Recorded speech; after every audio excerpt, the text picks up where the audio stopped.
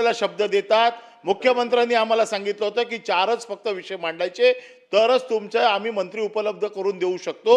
आम्ही 4च विषय मांडलेले आहेत आणि तरी देखील अरे मंत्री नाही, कमीत कमी राज्यमंत्री तर नाही आहेत. या खात्याला नगर विकासचे राज्यमंत्री बघायला आम्ही वाट बघतोय की कधी येत आहेत. येत नाही आहेत. काय चाललंय, काय अतिक्रमण चाललंय मंत्र्यांचं राज्यमंत्र्यांवरती. आणि त्याच्यामुळे कमीत कमी राज्यमंत्री तर आमचं कोणीतरी ऐकू दे का, रिकामी बाकाला सुनव. किंवा ते ज्यांना या आमच्या ऐकण्यामध्ये काही इच्छा नाहीये, ज्यांची जे स्वतःच्या कामासाठी आलेत त्यांना नाही नाही ऐकायला नाही. तुम्ही त्या खात्याचे मंत्री असाल, नाही तर तुम्ही जबाबदारी घेऊन उत्तर द्या. अरे नगर विकास आले चला महत्वाचे मंत्री आले तुमचे. तुम्हाला नाले सफाईचा बाकी येते ना, नाले सफाईचा कार्यक्रम आला. शिक्षण शिक्षण शिक्षण आहे, जनरल ऍडमिनिस्ट्रेशन पण आहे, जेडी आहे. सभापती महोदय, 81,000 शिक्षण 81,000चं बजेट आहे मुंबई. 81,000 कोटी महानगरपालिका मुंबई. आणि याच्यामध्ये 209 कोटीचं नाले सफाईचं कॉन्ट्रॅक्ट आहे. आता हे काही छोटं कॉन्ट्रॅक्ट नाही आहे की मुंबई महानगरपालिकेची नाली सफाई. साधारण याची डेडलाईन असते 30 मेला. 30 मेपर्यंत नाली सफाई झाली पाहिजे. त्याची प्रोसिजर अशी असते की पावसाळ्याच्या पूर्वी 80% सफाई झाली पाहिजे. 10% पावसाळा चालू असताना सफाई होते आणि उरलेले 10% पावसाळा संपल्याच्या नंतर होते. असं त्याचं कामाचं स्वरूप असतं. आम्ही माहिती घेतली की नाले सफाई झाली नाही. पहिल्या पावसात महापौर पडता पडता वाचले. आता महापौरच जर पडले असते खड्ड्यामध्ये तर काय अब्रू राहिली असती आपली. परंतु बाजूवाला पडला. थोडक्यात म्हणजे म्हणतात ना की करंगळीवर निभावलं असं म्हणतात ना ज्याला, तसं झालं. महापौर वाचले. परंतु ह्या नाले सफाईच्या बाबतीमध्ये ही महानगरपालिका किती संवेदनशील आहे याची उदाहरणं माझ्याकडे आहेत. या नाले सफाईचं कॉन्ट्रॅक्ट जे द्यायचं असतं ते नाले सफाईचं कॉन्ट्रॅक्ट आपण वॉर्ड वाईज देतो, झोन वाईज देतो. किती नाले सफाईचे PO आत्तापर्यंत गेलेले आहेत याची माहिती जर आम्हाला मिळाली तर बरं होईल. नाले सफाईचे PO गेलेले आहेत तर त्यांनी कामाची सुरुवात कधीपासून केलेली आहे, त्याचं डेट ऑफ कमिन्समेंट कधीपासूनची आहे, त्याची वर्क ऑर्डर दिल्याच्या नंतर त्याने काम किती दिवसात पूर्ण केलंय. आपण तर सांगताय की 80% काम पूर्ण झालंय. 80% जर काम पूर्ण झालेलं असेल तर मी फक्त वॉर्डातले काही वॉर्डातले आपल्याकडे फक्त फोटो पाठवतो की मोठे नाले म्हणजे 3 प्रकारचे नाले आपल्याकडे मुंबई महानगरपालिकेत आहेत. मोठे नाले, मध्यम नाले आणि छोटे नाले. या तिन्ही नाल्यांचे आम्ही वॉर्ड वाईज आपल्याला फोटो पाठवतो. त्या वॉर्डचे कॉन्ट्रॅक्टर कोण आहेत, कोणाला हे काम दिलेलं आहे, त्याने काम काय केलं आहे, त्याने कंप्लायन्स रिपोर्ट काय दिलेला आहे, या सगळ्याची चौकशी आपल्याला करावीच लागेल. त्याचं कारण असं आहे की पहिल्याच पावसामध्ये मुंबई तुंबलेली आहे. आणि आम्हाला जी माहिती मिळाली, लाड नावाचा कोणतरी कॉन्ट्रॅक्टर आहे जो चिपळूणमध्ये रस्ते बनवतो. प्रसाद नाही. आम्ही माहिती काढली प्रसादचा कोण आहे का, तर तो पण नाही आहे. एवढं छोटं काम तो नाही काढत. 209 BU कामं तो नाही करत. 2-3 हजार कोटीची असली असती तर त्याचं नाव आलं असतं तर त्याला पण बरं वाटलं असतं आणि आम्हाला पण बरं वाटलं असतं.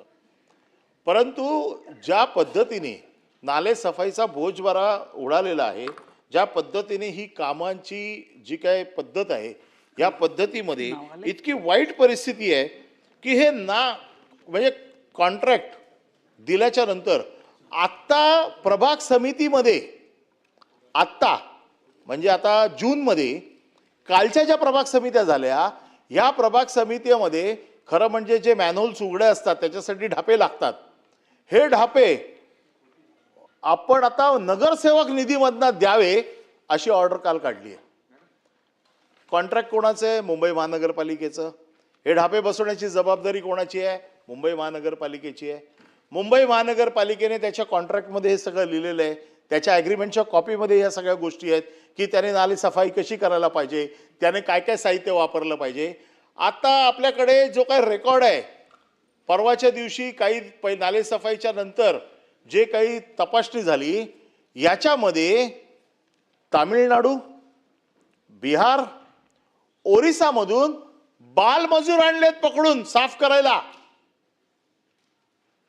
सभापती महोदय, हे काय चाललंय? की बाल मजूर, कारण काही नाले हाताने साफ करावे लागतात, काही नाले मशीनचे साफ करावे लागतात, हाताने साफ करण्यासाठी बालमजूर आणलेत.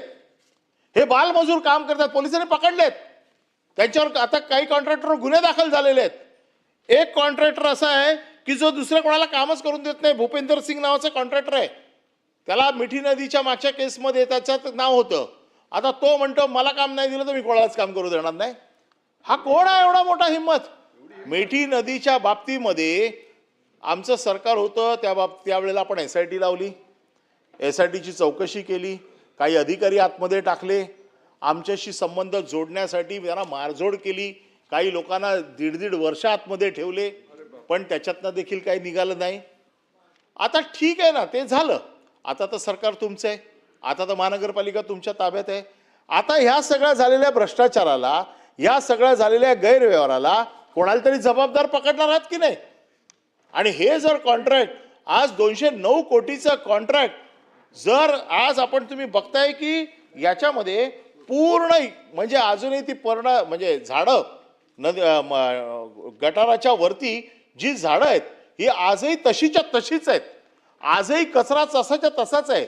आपण जर मंत्री महोदय आपण वेळ दिला तर आज आपण सांगाल ते आज उद्या परवा जेव्हा केव्हा आपण सांगाल मी तुम्हाला प्रत्यक्ष घेऊन जातो, कारण मी स्वतः काल 2 दिवस हे सगळं बघून आलो. आणि ज्या परिस्थितीमध्ये आजही नाले सफाई झालेली नाही, मी तुम्हाला सांगतो आता 3-4 दिवस पाऊस बंद आहे, त्या दिवशीपासून पाऊस तेवढा पडलेला नाहीये. एकाच पावसाने मुंबई बंद करून टाकली. खरं म्हणजे मुंबई कधी बंद होता कामा नये, कारण मुंबई ही देशाची आर्थिक राजधानी आहे. या आर्थिक राजधानीवरती सगळ्या देशाचं गणित चाललेलं आहे. जसं वीज आपण बंद होऊ देत नाही, त्याचं कारण असं आहे की वीज जर बंद झाली तर या देशाचं सगळं नेटवर्कच तुटून जाईल. तसं मुंबई देखील बंद होऊ देता कामा नये आणि मुंबई बंद न होण्यासाठी सगळे उपाययोजना करायला पाहिजेत. काय उपाययोजना केलेल्या आहेत?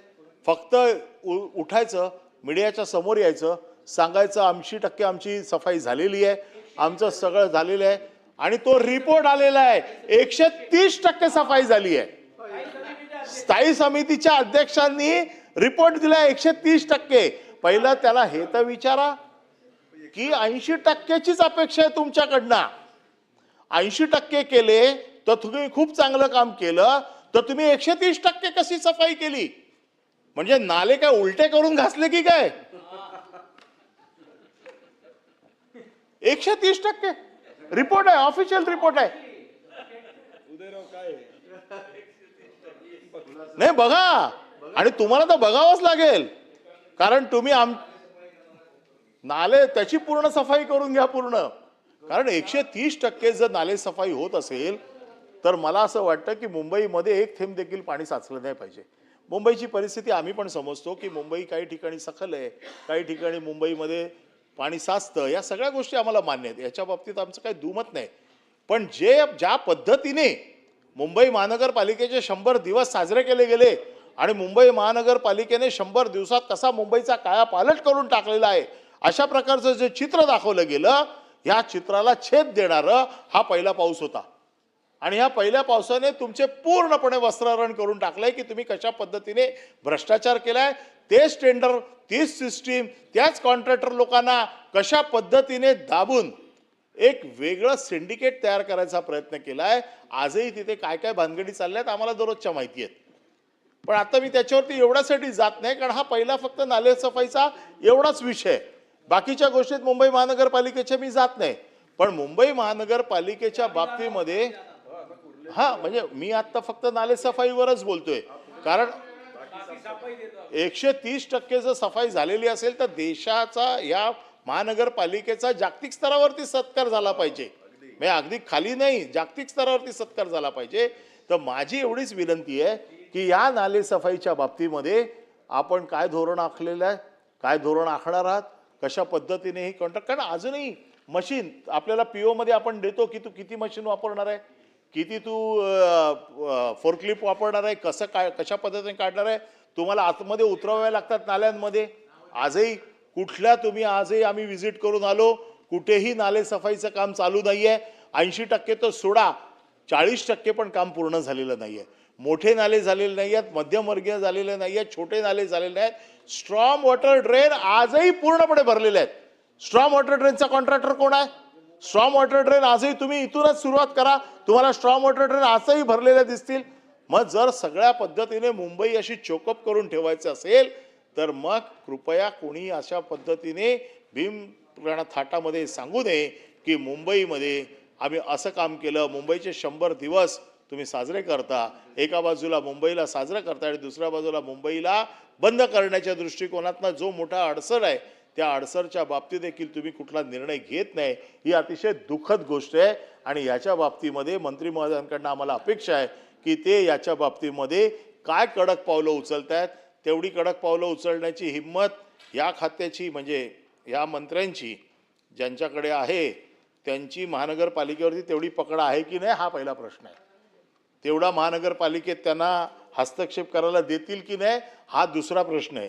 आणि तिसरा प्रश्न हस्तक्षेप केला तर त्याचे परिणाम काय होतील हा तिसरा प्रश्न आहे. नाही ते तर तुम्ही आता बोलाच पुढचं. मी फक्त नालेसफाईच्या बाबतीत बोलतोय. एक तरी प्रश्न विचारला जाऊ शकतो का महापौरांना? एक तरी प्रश्न विचारला जाऊ शकतो का स्टँडिंग कमिटीच्या चेअरमॅनला? एक तरी प्रश्न विचारला जाऊ शकतो का इम्प्रुव्हमेंटच्या चेअरमॅनला? एक प्रश्न तरी विचारला जाऊ शकतो का स्थापत्य समितीच्या अध्यक्षाला? कोणालाही एक प्रश्न विचारला जाऊ शकत नाही, कारण फक्त खातं तुमच्याकडे आहे. पण खातं ते आहेत, मी देतो. खातं तुमच्याकडे, खातात ते. त्याच्यामुळे फुकटचं तुमच्यावरती शेकतंय. तुम्हाला काय अजून त्याच्यात काय वाटा बेटा काय आहे की नाही मला माहित नाही साफसफाईचा, पण शिव्या तर सगळ्या तुमच्यावरती येत आहेत. आम्हाला तर सगळंच माहिती आहे ना, आम्ही तेच तर विचारतोय. आम्हाला काळजी आहे की ज्या गोष्टीसाठी तुम्ही तिकडे गेलात ती गोष्ट होते की नाही आम्हाला माहिती आहे ना, म्हणून तर विचारतोय ना तुम्हाला. काळजी वाटते की एवढं जाऊन पण तुम्हाला नसेल मिळत तर काय इथे बरे नव्हते माझा साधा प्रश्न असा आहे की मंत्री महोदयांची इच्छा आहे त्यांनी हे खुलासे द्यावेत. कोण कोण कॉन्ट्रॅक्टर आहेत, कोण कोण स्टँडिंग कमिटीमध्ये काय काय झालेले आहेत ठराव, या सगळ्याची प्रभाग समितीमध्ये आत्तापर्यंत ज्या काय आत्ता पीओ आलेत, कालच्या प्रभाग समितीला पीओ हे आदेश आलेत की नगरसेवक निधीमधनं तुम्ही कामं करून घ्या. म्हणजे 30 मेची डेडलाईन 30 जून आली, आता प्रभाग समिती काम करणार आहे त्याच्यावरती. नशिबाने अजून पाऊस तेवढा पडला नाही आहे. त्यामुळे या बाबतीमध्ये नालेसफाईच्या बाबतीमध्ये मला असं वाटतं की एवढ्या पुरताच मी आत्ता थांबतो, कारण अख्खी मुंबईचे विषय बाकीचे लोक बोलणार आहेत, सकाळी सांगितलं आहे. दुसरा विषय माझा असा आहे की महागाईच्या बाबतीमध्ये खरं म्हणजे माझ्याकडे खूप बोलण्यासारखं आहे. म्हणजे महागाईच्या बाबतीमध्ये स्टॅटिस्टिक, महागाईच्या बाबतीमध्ये कशा पद्धतीने महागाई वाढली आहे, तर महागाईच्या बाबतीमध्ये किती बोलायचं आणि किती वेळ बोलायचं हे ठरवण्यापेक्षा मला असं वाटतं की आता सध्या महागाईचं जे कारण सांगितलं जातं ते एकच कारण काय सांगितलं जातं की आखाती देशामध्ये युद्ध चालू आहे म्हणून इंधनाचे भाव वाढलेत आणि म्हणून महागाई वाढली आहे, हे कारण सांगितलं जातं. आणि म्हणून पंतप्रधान साहेबांनी आवाहन केलं की आपण इंधनाचा वापर कमी करा, जेवणात तेल कमी घ्या. आणि पंतप्रधानांनी एवढं आवाहन केलं आणि पंतप्रधानांनी आवाहन केल्यावरती सर्वसाधारण पंतप्रधानांनी आवाहन केल्यावर लोक ऐकतात. आता परवाच्या दिवशी आम्ही बघितलं तर मुख्यमंत्री कमर्शियल विमानाने गेले, त्यांनी मान्य केलं पंतप्रधानांचं. पण गेल्या काही दिवसामध्ये खासदारांना फिरवण्यासाठी किती प्रायव्हेट विमानं वापरली गेली. नांदेडवरना प्रायव्हेट फ्लाईट गेली, ही खासदार जे आता घेतले ना 6 आमचे नेले ना, त्याच्यासाठी किती प्रायव्हेट विमानं वापरली गेली. इंधनाचा तेव्हा रास नाही झाला. हा इमर्जन्सी.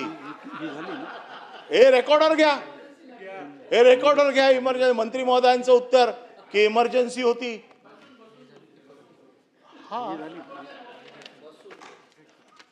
मंत्री महोदयांना इमर्जन्सी होती हे मान्य आहे मला.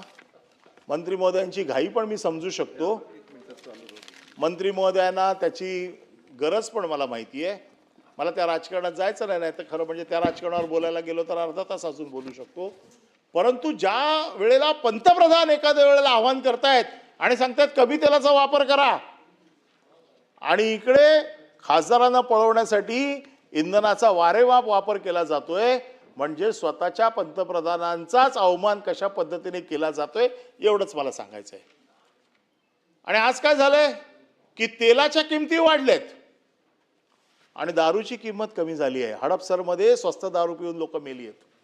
पूर्वी एक म्हण होती की क्या रे सरकार तेरा खेल, सस्ती दारू महंगा तेल. हा मग आता तिथे फक्त नाव बदला. मी वाटच बघत होतो तुम्ही कधी बोलताय. आता फक्त तिकडे नाव बदला आणि तीच व्याख्या परत घ्या. आता कोणाचं टाकू नाव, मोदी साहेबांचं टाकू का देवाभाऊंचं टाकू?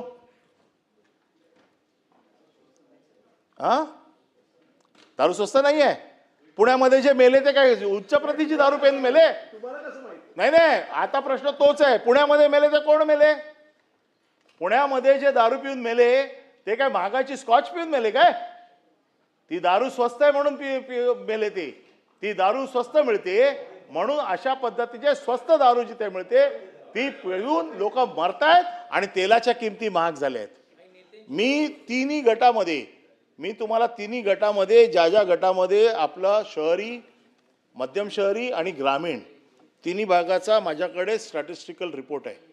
मी तो खरं त्या ते वाचून दाखवण्यामध्ये मला काय फार इंटरेस्ट नाही. त्याचं कारण असं आहे की मंत्री महोदयांनी ज्या वेळेला मला सांगितलं की आम्ही इमर्जन्सी म्हणून अशा पद्धतीचा वापर केला तेलाचा, आता त्यांच्यासमोर मी अजून काय बोलू? कारण त्यांचे विचारच एवढे महान आहेत की खासदार पळवण्यासाठी तेल वापरतायत आणि त्याला इमर्जन्सी म्हणतायत. तर आता ह्या स्टॅटिस्टिकचं मी काय करू? हे स्टॅटिस्टिक मी जर वापरलं, जागतिक स्टॅटिस्टिक देऊन काय करू? स्टॅटिस्टिक डे आज, म्हणूनच आज माझ्या हातात स्टॅटिस्टिक आहे. पण जर मी जर स्टॅटिस्टिक आता तुमच्या समोर वाचलं तर पुन्हा मग दुसरी घोषणा मला द्यावी लागेल जी त्यावेळेला द्यावी लागत होती. त्याच्यामध्ये फक्त नाव बदलून परत वापरावी लागेल. माझ्यासमोर प्रश्न असा आहे की महागाई जी महाराष्ट्रात आज वाढलेली आहे, जी महागाईच्या बाबतीमध्ये तुम्ही सगळ्या बाजूने कंपॅरेटिव्हली तुम्ही स्टेटमेंट बघत चला. ग्रामीण भागामधल्या राहणीमान काय परिस्थिती आहे, शहरी भागातल्या राहणीमानाची काय परिस्थिती आहे, उच्च भागातल्या राहणाऱ्या लोकांची काय परिस्थिती आहे, आणि जी पद्धतीने महागाई वाढलेली आहे. आम्ही आमच्या सरकारमध्ये एक प्रयत्न केला शिवभोजन थाळीचा की गरिबाला कमीत कमी जेवण तरी कमी पैशात मिळेल. आज त्या लोकांचे पैसे थकीत आहेत, त्या लोकांना पैसे मिळत नाही आहेत, त्यांच्या खाण्यावरती आज आच आलेली आहे. आणि अशा पद्धतीने सरकार चारी बाजूने स्वतःचं एवढं कौतुक करून घेते की या देशात सगळं किंवा या राज्यात सगळं आलबेल चालू आहे. लाडक्या बहिणीनं 1,500 रुपये दिले, महागाईचा प्रश्न विचारायचा नाही. 1,500 मध्ये काय ती महागाई निपटून टाकायची. तुम्ही लोकांना अशा पद्धतीने फसवू शकत नाही. जे आकडे आहेत, जे मध्यमवर्गीय लोकांना, गरिबांना आज घर चालवणं मुश्किल झालंय. आज तो जो काय पगार वाढलेला नाहीये, तुम्ही लेबर इंडेक्स आज आपल्या हातात आहे. लेबर इंडेक्स तुम्ही आज बघून घ्या की ज्या पद्धतीचा लेबर इंडेक्स वाढतोय, ज्या पद्धतीने महागाई वाढायला पाहिजे त्या पद्धतीने कामगारांचे पगार वाढलेत का? कामगारांचे पगार बिलकुल वाढलेले नाही आहेत. कामगारांचे पगार आहेत तिथेच आहे. महागाईला उत्तर कोण देणार आहे? केवळ लाडक्या बहिणींना 1,500 रुपये देऊन तुमचा महागाईचा प्रश्न सुटत नाहीये. आणि त्यामुळे या महागाईवरती हे सरकार बिलकुल, या सरकारचं लक्ष नाही आहे. हे सरकार बेफिकीर झालंय. एकच गोष्ट याला कारणीभूत आहे, कारण ह्यांच्याकडे राक्षसी बहुमत आहे. आणि राक्षसी बहुमत असल्यामुळे आमचं कोण काय वाकडं करू शकत नाही. महागाई वाढते, वाढू देत. दारू पिऊन माणसं मरतायत, मरू देत. गटरात लोक पडतायत, पडू देत. आम्हाला कोण विचारू शकत नाही, कारण आमच्याकडे राक्षसी बहुमत आहे. या राक्षसी बहुमताच्या जोरावर सरकार हे इतकं माजोरडं झालेलं आहे. सरकारला असं वाटतं की आम्हाला कोणी विचारू शकत नाही, आम्हाला कोणी प्रश्न विचारायचे नाहीत. आम्ही जे करू ती पूर्व दिशा. फक्त आमचं येऊन लोकांना हेच सांगणं आहे की आम्ही करतोय ते सगळं बरोबर आहे, आम्ही करतोय ते सगळं चांगलं आहे. आणि म्हणून या प्रस्तावाच्या माध्यमातून मी आपल्या समोर आकडे ठेवलेले नाही आहेत, परंतु वस्तुस्थिती मांडण्याचा प्रयत्न केला आहे. मी फक्त 2च विषयावरती फक्त बोटं ठेवलेली आहेत. या दोन्ही विषयावरती बाकीचे माझे सहकारी बाकीचे विषय त्याच्यावरती बोलतील. परंतु आजही माझं मत असं आहे की सरकारने वेळीच मुंबईची काळजी घ्यावी. जर मुंबई बंद पडली तर देश बंद पडेल. हा देश बंद पडू नये एवढी काळजी घ्यावी. मी फक्त आज सभापतींच्या सूचनेनुसार किंवा सभापतींनी जे काही सांगितलं त्याच्यामुळे फक्त 2च विषयावरती फार आटोपते माझे विचार मांडतो आणि तेच थांबतो. दरेकर साहेब. सभापती महोदय, विरोधी पक्षांना दिलेल्या प्रस्तावावर हो जायचं. हा हा ठीक आहे ठीक आहे. या 260च्या प्रस्तावावर या ठिकाणी बोलण्यास मी आपलं मत मागण्यास उभा आहे. परवा सभापती महोदय ठरल्याप्रमाणे